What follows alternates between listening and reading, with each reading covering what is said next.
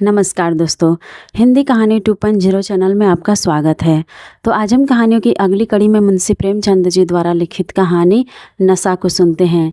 लेकिन उससे पहले आप सभी लोग से एक विनम्र अनुरोध है कि अगर चैनल पर नए हैं तो चैनल को सब्सक्राइब जरूर कीजिएगा।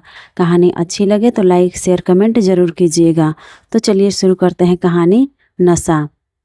ईश्वरी एक बड़े जमींदार का लड़का था और मैं गरीब क्लर्क का, जिसके पास मेहनत मजदूरी के सिवा और कोई जायदाद न थी।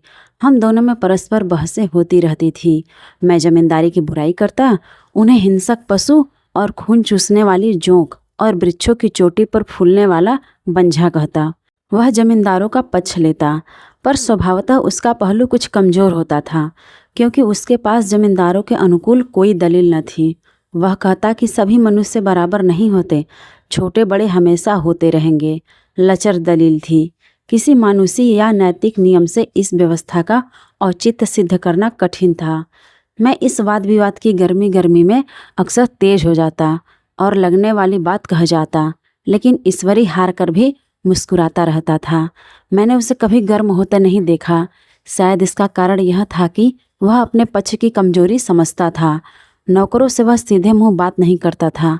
अमीरों में जो एक बेदर्दी और उदंडता होती है, इसमें उसे भी प्रचुर भाग मिला था।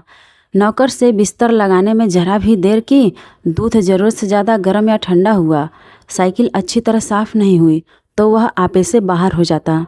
सुस्ती या बदतमीजी उसे जरा भी बर्दाश्त न थी। पर दोस्तों से और विशेषकर मुझसे उसका व्यवहार सौहार्द और नम्रता से भरा हुआ होता था। शायद उसकी जगह मैं होता तो मुझसे भी वही कठोरताएं पैदा हो जाती जो उसमें थी, क्योंकि मेरा लोक प्रेम सिद्धांतों पर नहीं, निजी दशाओं पर टिका हुआ था। लेकिन वह मेरी जगह होकर भी शायद अमीर ही रहता, क्योंकि वह प्रकृति से ही विलासी और ऐश्वर्य प्रिय था। अब की दशहरे की छुट्टियों में मैंने निश्चय किया कि घर न जाऊंगा। मेरे पास किराए के लिए रुपए न थे और न घर वालों को तकलीफ़ देना चाहता था। मैं जानता हूँ वे मुझे जो कुछ देते हैं वह उनकी हैसियत से बहुत ज़्यादा है। उसके साथ ही परीक्षा का ख्याल था। अभी बहुत कुछ पढ़ना है। बोर्डिंग हाउस में भूत की तरह अकेले पड़े रहने को जी भी न चाहता था। इसलिए जब ईश्वरी ने मुझे अपने घर का न्योता दिया तो मैं बिना आग्रह के राजी हो गया। ईश्वरी के साथ परीक्षा की खूब तैयारी हो जाएगी। वह अमीर होकर भी मेहनती और ज़हीन है। उसने उसके साथ ही कहा, लेकिन भाई एक बात का ख्याल रखना, वहाँ अगर ज़मींदारों की निंदा की तो मामला बिगड़ जाएगा और मेरे घर वालों को बुरा लगेगा। वह लोग तो आसामियों पर इसी दावे से शासन करते हैं कि ईश्वर ने आसामियों को उनकी सेवा के लिए ही पैदा किया है। आसामी में कोई मौलिक भेद नहीं है तो जमींदारों का कहीं पता न लगे। मैंने कहा, तो क्या तुम समझते हो कि मैं वहाँ जाकर कुछ और हो जाऊँगा? हाँ, मैं तो यही समझता हूँ। तुम गलत समझते हो। ईश्वरी ने इसका कोई जवाब न दिया। कदाचित उसने इस मामले को मेरे विवेक पर छोड़ दिया और बहुत अच्छा किया। अगर वह अपनी बात पर अड़ता तो मैं भी जिद पकड़ लेता। सेकंड क्लास तो क्या, मैंने कभी इंटर क्लास में भी सफ़र न किया था। अब की सेकंड क्लास में सफ़र का सौभाग्य प्राप्त हुआ। गाड़ी तो 9 बजे रात को आती थी, पर यात्रा के हर्ष में हम शाम को स्टेशन पर जा पहुँचे। कुछ देर इधर उधर सैर करने के बाद रिफ्रेशमेंट रूम में जाकर हम लोगों ने भोजन किया। मेरी वेशभूषा और रंग ढंग से पारखी खानसामों को यह पहचानने में देर न लगी कि मालिक कौन है और पिछलग्गू कौन। लेकिन न जाने क्यों मुझे उनकी गुस्ताखी बुरी लग रही थी। पैसे ईश्वरी की जेब से गए। शायद मेरे पिता को जो वेतन मिलता है उससे ज़्यादा इन खानसामों को इनाम इकरार में मिल जाता है।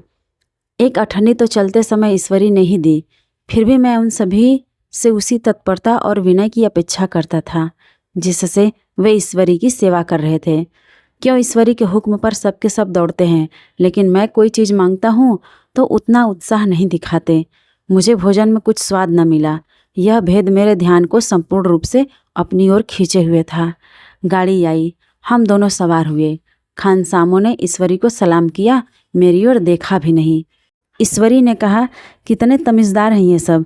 एक हमारे नौकर हैं कि कोई काम करने का ढंग ही नहीं है।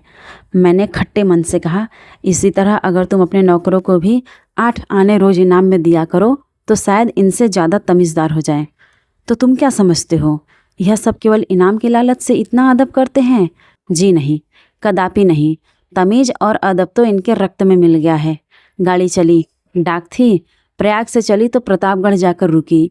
एक आदमी ने हमारा कमरा खोला। मैं तुरंत चिल्ला उठा, दूसरा दर्जा है, सेकंड क्लास है। उस मुसाफिर ने डब्बे के अंदर आकर मेरी ओर एक विचित्र उपेक्षा की दृष्टि से देखकर कहा, जी हाँ, सेवक इतना समझता है, और बीच वाले बर्थ पर बैठ गया। मुझे कितनी लज्जा आई, कह नहीं सकता। भोर होते होते हम लोग मुरादाबाद पहुँचे। स्टेशन पर कई आदमी हमारा स्वागत करने के लिए खड़े थे। 5 बेगारों ने हमारा लगेज उठाया। दोनों भद्र पुरुष पीछे पीछे चले। एक मुसलमान था, रियासत अली, दूसरा ब्राह्मण था, राम हरख। दोनों ने मेरी ओर परिचित नेत्रों से देखा, मानो कह रहे हैं, तुम कौवे होकर हंस के साथ कैसे? रियासत अली ने ईश्वरी से पूछा, यह बाबू साहब क्या आपके साथ पढ़ते हैं? ईश्वरी ने जवाब दिया, हाँ, साथ पढ़ते भी हैं और साथ रहते भी हैं। यूँ कहिए कि आप ही की बदौलत मैं इलाहाबाद पड़ा हुआ हूँ, नहीं कब का लखनऊ चला आया होता। अब कि मैं इन्हें घसीट लाया। इनके घर से कई तार आ चुके थे, मगर मैंने इनकारी जवाब दिलवा दिए।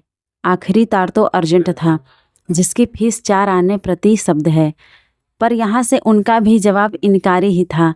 दोनों सज्जनों ने मेरी ओर चकित नेत्रों से देखा। आतंकित हो जाने की चेष्टा करते जान पड़े। रियासत अली ने अर्धशंका के स्वर में कहा, लेकिन आप बड़े सादे लिबास में रहते हैं। ईश्वरी ने शंका निवारण की, महात्मा गांधी के भक्त हैं साहब, खद्दर के सिवा कुछ पहने ही नहीं। पुराने सारे कपड़े जला डाले। यूँ कहा कि राजा हैं। 2.5 लाख सालाना की रियासत है, पर आपकी सूरत देखो तो मालूम होता है अभी अनाथालय से पकड़ कर आए हैं। राम हरख बोले, अमीरों का ऐसा स्वभाव बहुत कम देखने में आता है, कोई भाप ही नहीं सकता। रियासत अली ने समर्थन किया, आपने महाराज चांगली को देखा होता तो दांतों तले उंगली दबाते। एक गाढ़े की मिर्जई और चमरौंधे जूते पहनकर बाजारों में घुमा करते थे।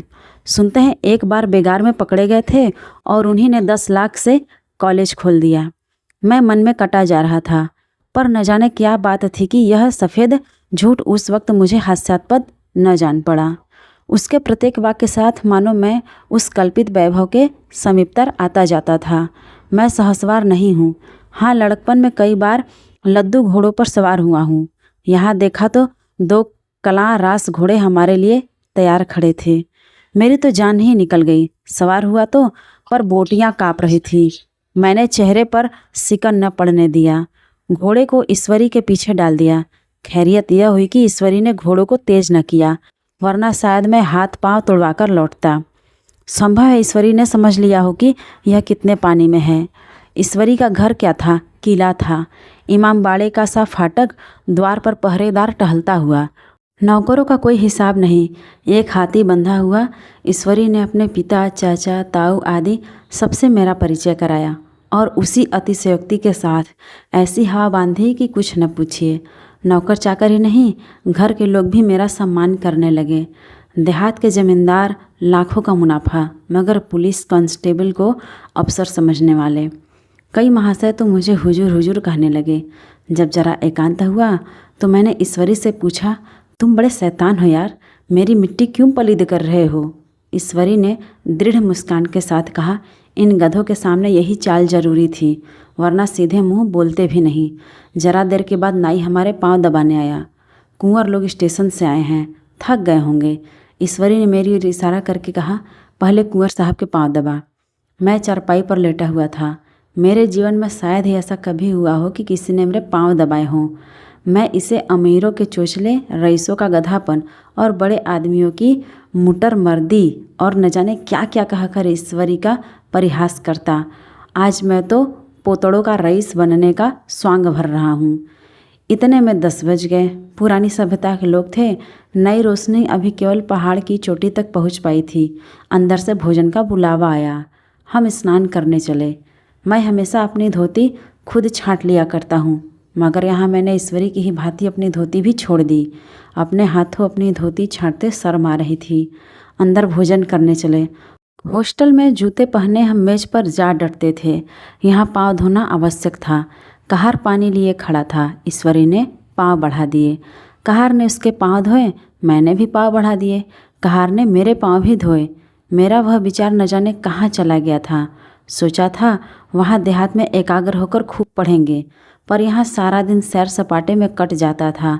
कहीं नदी में बजरे पर सैर कर रहे हैं, कहीं मछलियों या चिड़ियों का शिकार खेल रहे हैं, कहीं पहलवानों की कुश्ती देख रहे हैं, कहीं शतरंज में जमे हैं। ईश्वरी खूब अंडे मंगवाता और कमरे में स्टोव पर ऑमलेट बनते। नौकरों का एक जत्था हमेशा घिरे रहता।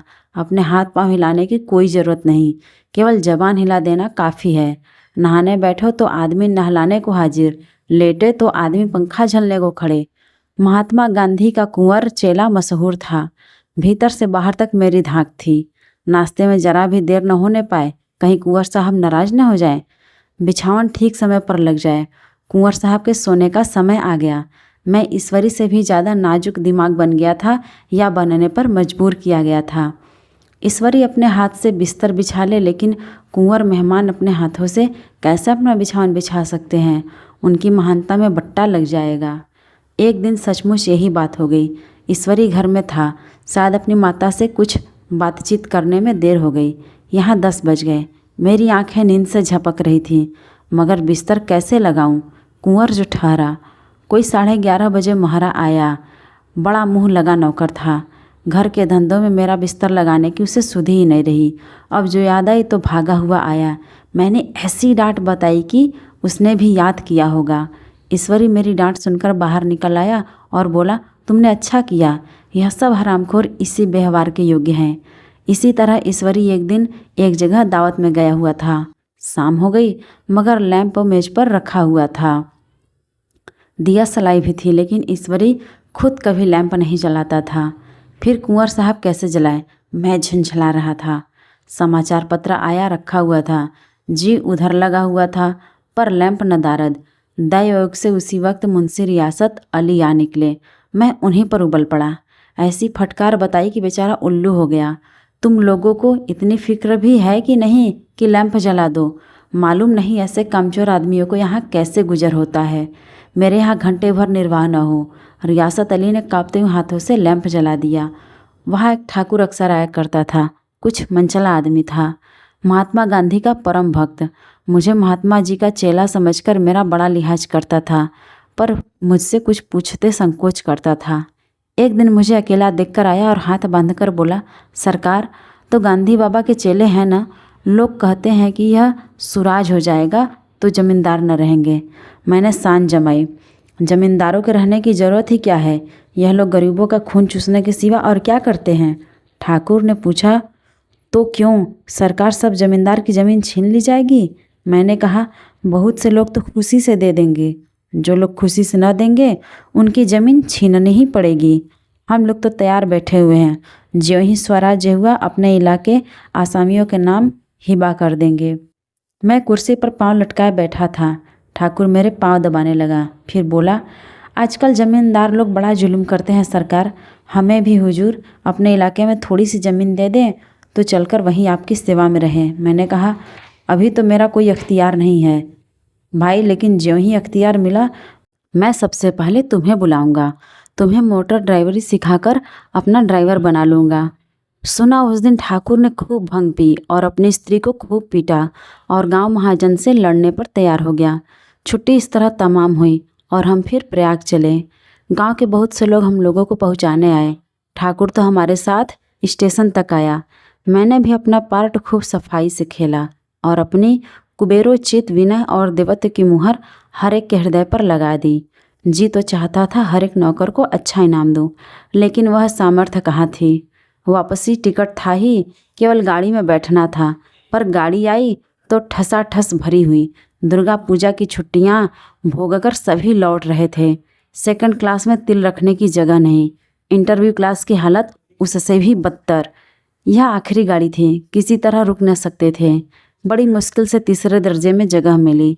हमारे ऐश्वर्य ने वहाँ अपना रंग जमा लिया, मगर मुझे उसमें बैठना बुरा लग रहा था। आए थे आराम से लेटे लेटे, जा रहे थे सिकुड़े हुए। पहलू बदलने की भी जगह न थी। कई आदमी पढ़े लिखे भी थे। वे आपस में अंग्रेजी राज्य की तारीफ करते जा रहे थे। एक महाशय बोले, ऐसा न्याय तो किसी राज्य में नहीं देखा। छोटे बड़े सब बराबर। राजा भी किसी पर अन्याय करे तो अदालत उसकी गर्दन दबा देती है। दूसरे सज्जन ने समर्थन किया, अरे साहब, आप खुद बादशाह पर दावा कर सकते हैं। अदालत में बादशाह पर डिग्री हो जाती है। एक आदमी जिसकी पीठ पर बड़ा गट्ठर बंधा था कलकत्ते जा रहा था। कहीं गठरी रखने की जगह न मिलती थी, पीठ पर बांधे हुए था। इससे बेचैन होकर बार बार द्वार पर खड़ा हो जाता। मैं द्वार के पास ही बैठा हुआ था। उसका बार बार आकर मेरे मुंह को अपनी गठरी से रगड़ना मुझे बहुत बुरा लग रहा था। एक तो हवा यूं ही कम थी, दूसरे उस गंवार का आकर मेरे मुंह पर खड़ा हो जाना मानो मेरा गला दबाना था। मैं कुछ देर तक जब तक ये बैठा रहा, एकाएक मुझे क्रोध आ गया। मैंने उसे पकड़कर पीछे ढकेल दिया और 2 तमाचे जोर से लगाए। उसने आंखें निकालकर कहा, क्यों मारते हो बाबूजी, हमने भी किराया दिया है। मैंने उठकर 2-3 तमाचे और जड़ दिए। गाड़ी में तूफान आ गया। चारों ओर से मुझ पर बौछार पड़ने लगी। अगर इतने नाजुक मिजाज हो तो अव्वल दर्जे में क्यों नहीं बैठे? कोई बड़ा आदमी होगा तो अपने घर का होगा। मुझे इस तरह मारते मारते तो दिखा देता। क्या कसूर किया था बेचारे ने? गाड़ी में सांस लेने की जगह नहीं, खिड़की पर जरा सांस लेने खड़ा हो गया तो उस पर इतना क्रोध। अमीर होकर क्या आदमी अपनी इंसानियत बिल्कुल खो देता है? यह भी अंग्रेजी राज है जिसका आप बखान कर रहे थे। एक ग्रामीण बोला, दफ्तर में घुसत पावत नहीं, उस पर इतना मिजाज। ईश्वरी ने अंग्रेजी में कहा, what an idiot you are Bir. और मेरा नशा अब कुछ कुछ उतरता हुआ मालूम होता था। तो आज की ये मुंशी प्रेमचंद जी द्वारा लिखित कहानी नशा आपको कैसी लगी कमेंट करके ज़रूर बताइएगा। और अगर चैनल पर नए हैं तो चैनल को सब्सक्राइब ज़रूर कीजिएगा और अपने दोस्तों को भी शेयर कीजिएगा।